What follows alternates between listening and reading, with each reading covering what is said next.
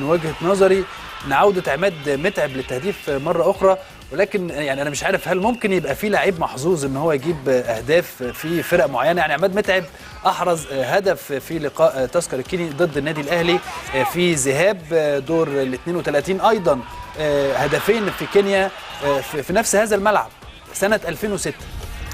يعني لك أن تتخيل ان هو يجي بعد تقريبا 7 سنين ويحرز هدفين ايضا في نفس الملعب امام تذكر الكيني في في ذهاب دور ال 32.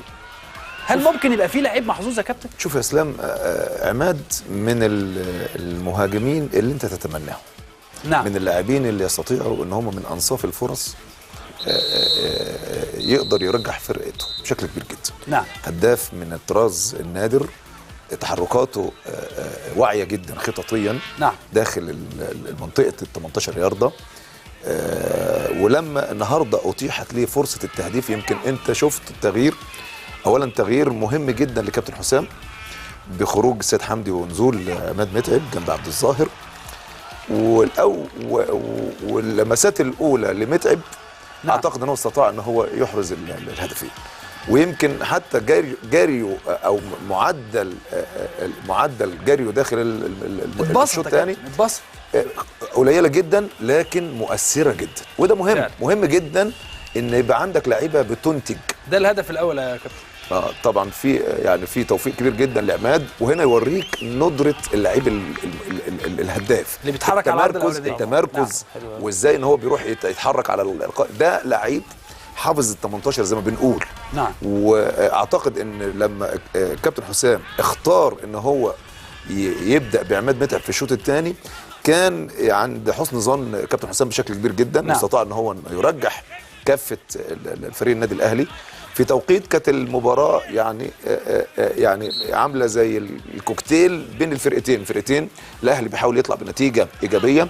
اللي فك الشفره ده هو تواجد عماد، لغه الهداف. نعم. هداف نادر، واستطاع ان هو يرجح النادي الاهلي بشكل كبير جدا، وده عطى ثقه كبيره جدا النادي الاهلي. حتى هتلاحظ اداء النادي الاهلي من بعد الهدفين تغير بشكل كبير جدا. الحاجه اللي يمكن اعاده فريق تذكر للمباراه هو الهدف اللي دخله فريق الهدف الاول لصالح فريق تذكر. نعم. لكن انا بحيي عماد، وانا اتمنى ان هو فعلا تبقى دي بدايه حقيقيه، لان عماد من الهدافين اللي انا كمدرب اتمناهم.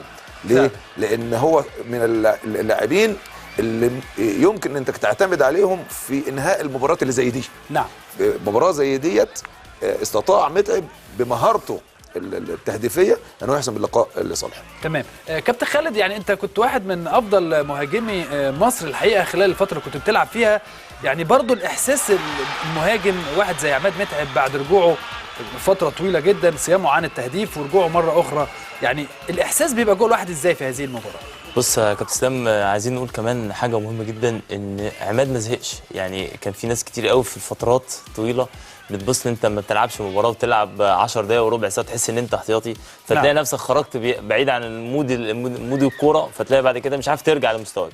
مهم جدا ان انت تحس ان انت بقيمتك كلاعب. اكيد كان في الفتره اللي فاتت دي كلام كبير بين الكابتن حسام، وسمعنا ان كان في قعده بين الكابتن حسام بدري وعماد متعب، لان هو عارف لعيب قيمه عماد متعب. نعم. وانا رايي النهارده مكسب كابتن حسام لعماد متعب اهم من مكسب اللقاء. يعني النادي الاهلي لو كان اتعادل النهارده 0-0 وكان عماد ما اداش بالاسلوب ده، كان متهيألي مش زي المكسب ده. المكسب ده مهم جدا بالنسبه لعماد متعب، بالنسبه للكابتن حسام بدري، لان هو محتاج لعيب زي عماد متعب، لان هو بيحل له مشاكل. النهارده النادي الاهلي راح بكورتين هم اللي جابهم جونين.